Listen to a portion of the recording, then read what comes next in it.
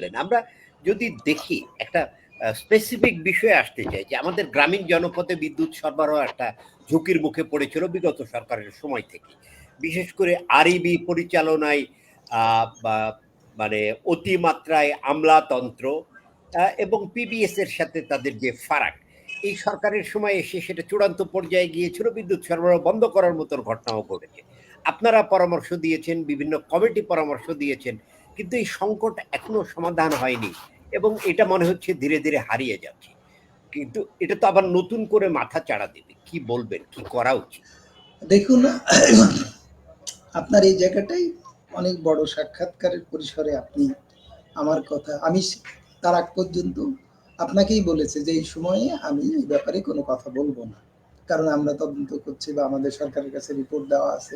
সরকার specific কি বলছে আমরা শুনতে চাই। সরকার হাজির হলো এই পিবিএসকে রিস্ট্রাকচারিং করে কোম্পানি করে দেবে। 6টা কোম্পানি করে সরকার এটার সমাধান দিয়ে দেবে। 6টা কোম্পানি করলে এটার সমাধান কি করে হবে সেই বিষয়টি উল্লেখ করে আমরা বড় আকারে সাংবাদিক সম্মেলন করে সরকারের ওই রিপোর্টটা প্রত্যাখ্যান করে আমরা আমাদের প্রস্তাব এবং আমাদের রিপোর্ট ডিসক্লোজ করলাম। এটা আপনার মনে আছে? এরপরে দেখা গেল তার প্যারালালি পিবিএসরা তা অলরেডি অসহযোগ আন্দোলন শুরু করেছে, যেটা আপনি বললেন যে প্রায় অচল হওয়ার অবস্থায় হয়েছে। তারপরে সরকারের সঙ্গে তাদের কি আন্ডারস্ট্যান্ডিং হয়েছে না হয়েছে সেটা পত্রপত্রিকায় যতটুকু আপনি দেখেছেন আমি দেখেছি, কিন্তু সেসব প্রক্রিয়ার মধ্য দিয়ে যে সমাধান হয়নি, মানে সেই বানরের তৈলাক্ত বাঁশ বাওয়ার মতো হয়েছে, দিনে 3 ফুট ওঠে রাতে 4 ফুট নামে। সেই প্রথম ওই সরকারের আমলে তাদের নিয়ে কমিটি গঠন করেছিল, সেই কমিটি তাদের দাবি দেওয়া মেনে নিয়ে সব করে ফেলেছিল, তারপরে সেই কমিটি বাতিল হয়ে গেল। তারপরে আপনার ব্র্যাক ইউনিভার্সিটির ভাইস চ্যান্সেলরকে দিয়ে কমিটি করা হলো, সেই কমিটির রিপোর্টে প্রধান উপদেষ্টা বলে গেল যে এটা নিয়ে আর কোনো কিছু হবে না, আমরা কোম্পানিও করবো না, এটাও করবো না, আমরা এখন ইলেকশন করতে যাচ্ছি। চলে গেল ইলেকশন করতে। আমরা দাবি করলাম যে সরকারি চাকরি সরকারিকরণ করা হোক, সেটাও বর্তমান পরবর্তী সরকার করবে। তারপরে তাদের সঙ্গে বসে তারা 3 দফা দাবি সমঝোতা করলো। আপনার জ্বালানি উপদেষ্টার বক্তব্যের সঙ্গে সরকারের মন্ত্রণালয় থেকে স্বীকৃত চিঠি সাংঘর্ষিক বলবেন কিনা, মানুষ সেটা কি সাংঘর্ষিক বলবে না, আমি তো সেটা সাংঘর্ষিক দেখেছি।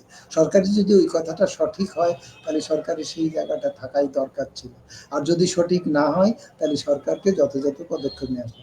আপনি এখন বলেন যে এডিশনাল সেক্রেটারিকে চেয়ারম্যান করে যে কমিটি মন্ত্রণালয়ের কর্মকর্তাদের দিয়ে করা হলো, যে মন্ত্রণালয় এই সমস্যার সমাধান করতে ব্যর্থ হয়েছে বারবার, একবার না বারবার ব্যর্থ হয়েছে, এবং যে সমস্যা তৈরি হয়েছে তাতে মন্ত্রণালয়ের পর্যায়ের কমিটি দিয়ে এটা সমাধানযোগ্য নয়, তাহলে এই ফার্স্টটা করার কি প্রয়োজন?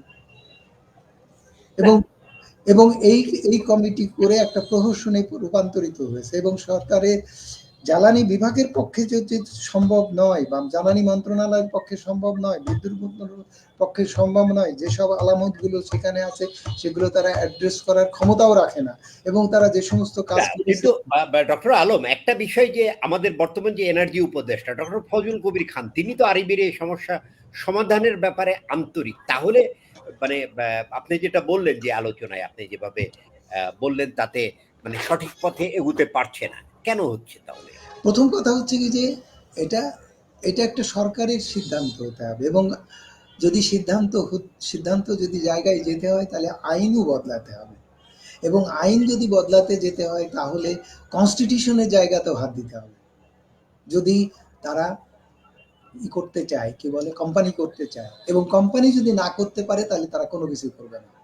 কোম্পানি করার ব্যাপারে বিভিন্ন মহলে স্বার্থ জড়িত আছে, সেই স্বার্থের কাছে সরকার জিম্মি হয়ে আছে, বা সরকার সেই স্বার্থের সঙ্গে একাত্মতা ঘোষণা করেছে। দুইটার যে কোনোটা হতে পারে, সেটা সরকার কি বলবে এটা সরকারের ব্যাপার। তা আমি বলবো সরকার সেখানে স্বার্থ সংঘাতের শিকার বা স্বার্থ সংঘাত যুক্ত, সেটা সরকার ইচ্ছাকৃতভাবে হতে পারে অথবা সরকার বাধ্য হতে পারে। মানে তাহলে এই সমস্যার আশু সমাধান আপনি দেখছেন না?